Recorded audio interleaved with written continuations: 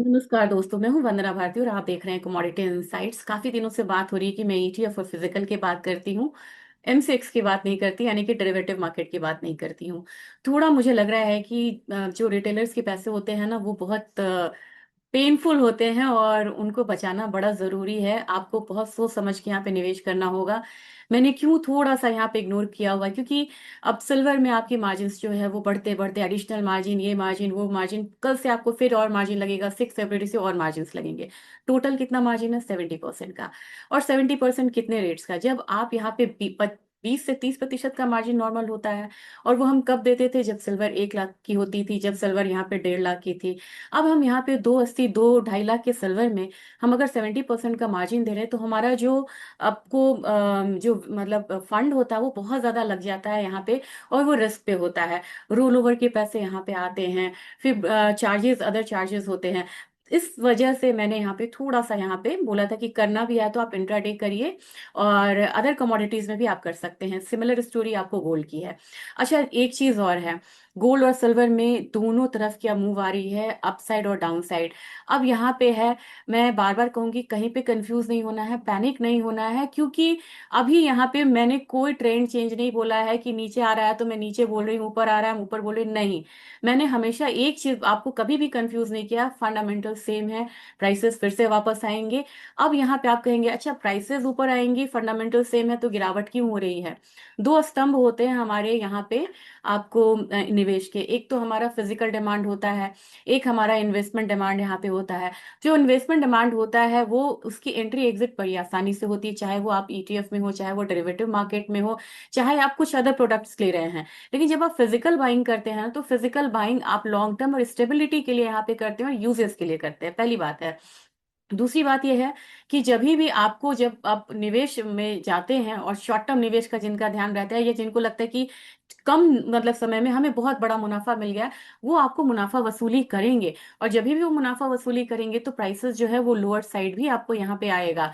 तो अब यहाँ पे सिल्वर में यही हो रहा है। शंघाई में 2-3 दिनों से काफी ज्यादा ईटीएफ में आउटफ्लोज हुए हैं, जिसकी वजह से आपको सिल्वर में और गोल्ड में भी एक फॉल देखने को मिल रहा है। इनफैक्ट गोल्ड में भी वहां पे फॉल हुआ है। तीसरी वजह अब आप यहाँ से मैं बताना चाह रही हूँ कि मैंने आपको बहुत पहले आगाह किया था। आपने कहा कि इंडेक्स बैलेंसिंग में आपने बिल्कुल लास्ट में बोला। इस बार मैंने पहले बोला है आपसे कि चाइना हॉलीडे पे जाएगा, उससे पहले आपको थोड़ा सा करेक्शन देखने को मिलेगा। जरूरी नहीं है कि वो जाए और एकदम से आता ही रह जाए, ऐसा नहीं है, लेकिन एक आपको जो आउटफ्लो है वो दिखेगा, वो आपको दिख रहा है, और यही टाइम है, यही समय है, सही समय है। वो आउटफ्लोज वहां पे देखने को मिल रहा है, गोल्ड और सिल्वर दोनों में। प्राइसेस यहाँ पे आपको कंसोलिडेशन में रहेगा, करेक्ट होगा। तो ईटीएफ और फिजिकल दोनों में आपको जाने की यहाँ पे गुंजाइश बन रही है, और अच्छी गुंजाइश बन रही है। अब आप कहेंगे कि इससे फायदा क्या? वॉलेटिलिटी तो यहाँ पे हमने एकदम रेंज देखा है। किसी भी हेल्दी ट्रेंड के लिए आपको एक कंसोलिडेशन की बहुत ज्यादा रिक्वायरमेंट होती है। मार्केट थकी है, मार्केट यहाँ आराम करेगी, फिर एक रैली यहाँ पे देखेगी। रैली कब तक होगी? रैली का समय आप ये नहीं कह सकते हैं, लेकिन फरवरी में मानिए कि फरवरी मंथ जो है ये कंसोलिडेशन के लिए जाना जाएगा। मार्च में सबसे ज्यादा डिलीवरी होती है चांदी की ट्रेडिशनली।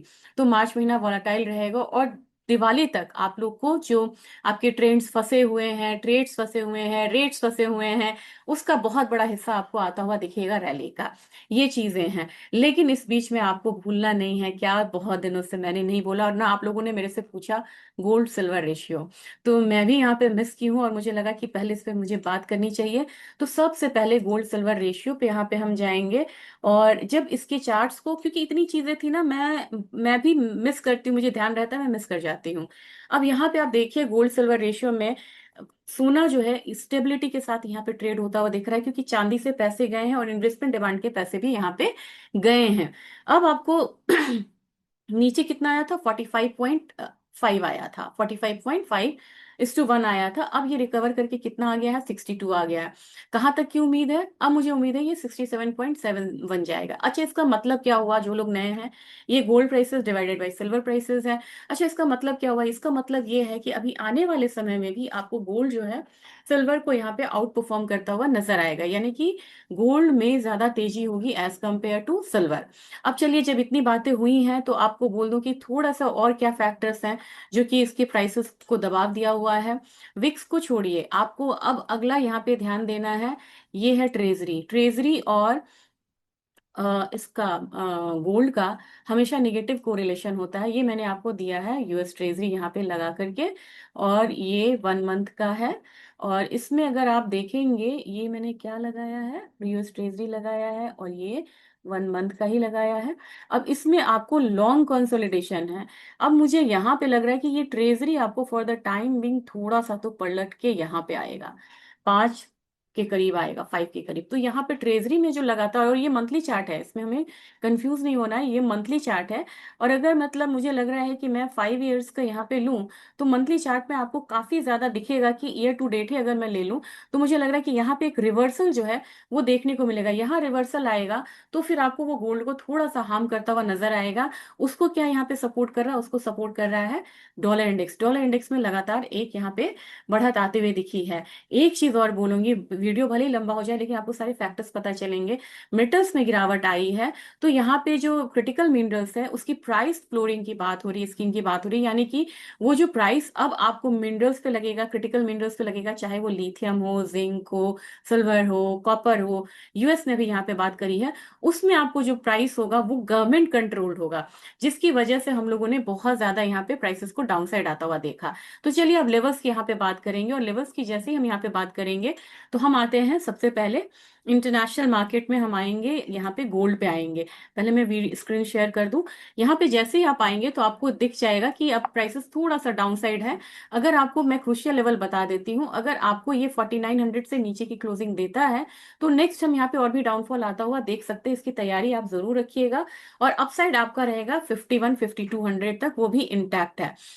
हमारा बाजार क्या करेगा, हमारा बाजार आज के दिन एक अपसाइड दिखा रहा है। उसका बहुत बड़ा कारण ये है कि थोड़ा सा यहाँ पे एक अपसाइड देखने को मिल रहा है, और हमारा बाजार यहाँ पे अपसाइड केप्ट हो सकता है। मैंने 170 आपको बोला था, अभी फिलहाल ये थोड़ा सा कल के फॉल के बाद अब नीचे की तरफ आता हुआ दिख रहा है, 1,60,000 ये अपसाइड रहेगा। और डाउन साइड में आपको मैक्सिमम केस में पहले तो 1,46,000, और मैक्सिमम केस आपको ये वाला बनेगा 1,37,000।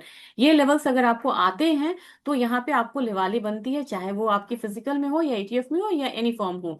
तो मुझे लग रहा है कि अगर नीचे आए तो आपको पेन एरिया जो है, ये पेन एरिया यहाँ तक चांदी गोल्ड को लेके आएगा, 1,35 आप मान के चलिए। और इस लेवल से ऊपर है तब तक ये 1,60 के लिए इंटैक्ट है। ये आज मैं टेक्निकली आप लोगों से बात करूंगी। अब यहाँ पे 7% की जो डाउनफॉल है, 7% का डाउनफॉल यहाँ पे चांदी देख रही है। तो चांदी में मुझे लग रहा है कि एक बारी फिर से जो लिक्विडेशन हो रहा है चाइना से पहले, वो हमें देखने को मिल रहा है। आप यहाँ पे $70 भी इनफैक्ट आप मान के चल सकते हैं, $71।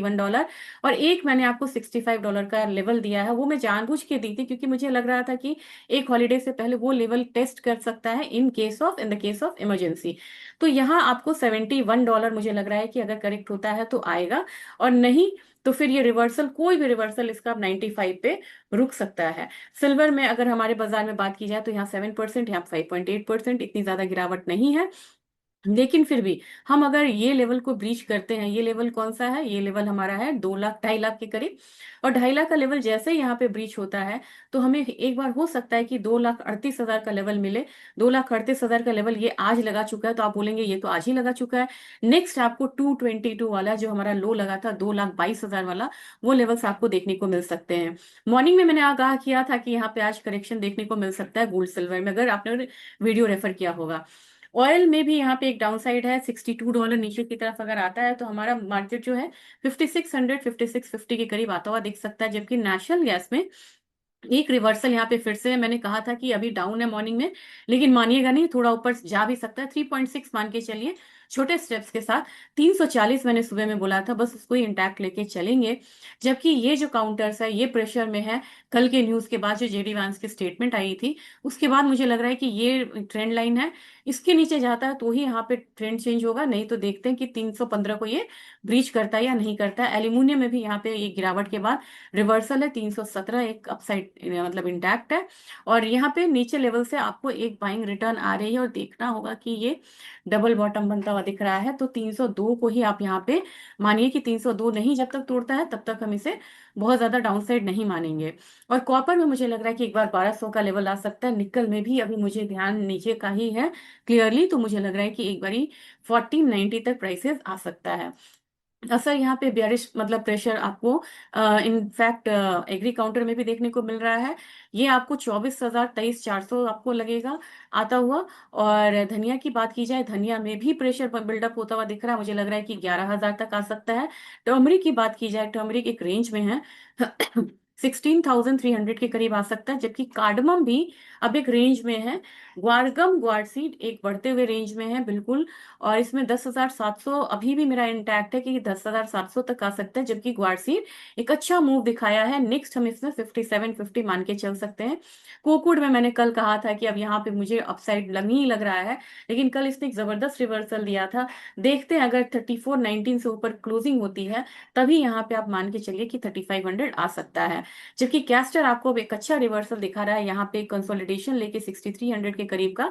तो यहाँ पे आप 6540 लॉन्ग टर्म में मान के चल सकते हैं।